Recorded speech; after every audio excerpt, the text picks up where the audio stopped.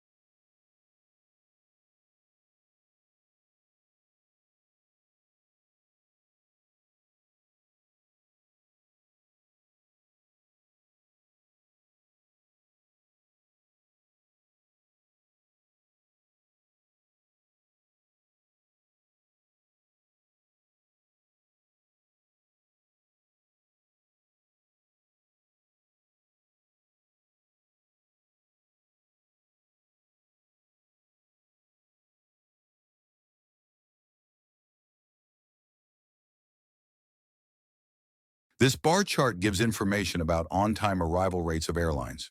From the picture, we can see the value in Southwest is 83.19%. In Delta, the number is higher, around 83.46%. The highest percentage is in JetBlue, which is 89%. And the lowest proportion is in United, just 71.51%. In general, the value varies slightly. To sum up, the graph tells about on-time arrival rates of airlines.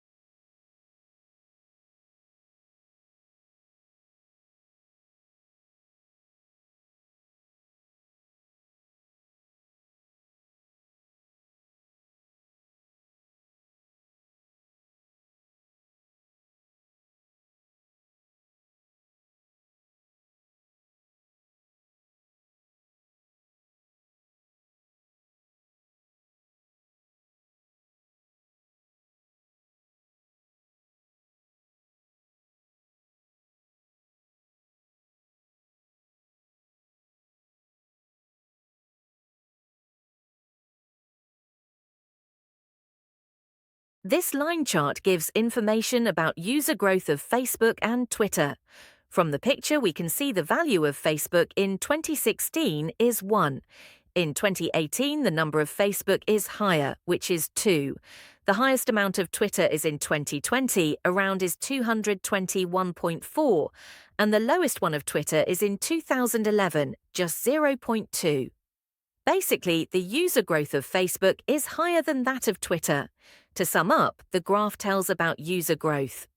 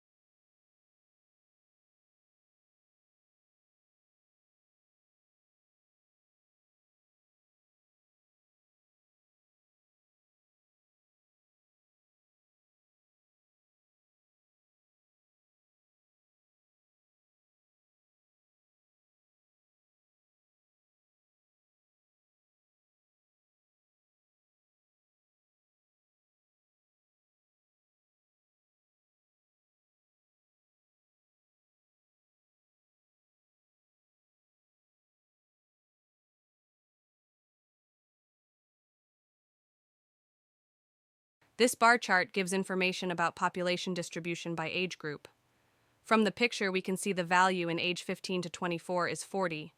In age 65 plus the number is higher, which is 68. The highest amount is in age 45 to 64, which is 78, and the lowest one is in age 0 to 14, which is 22. There are also many other age groups, such as age 45 to 64.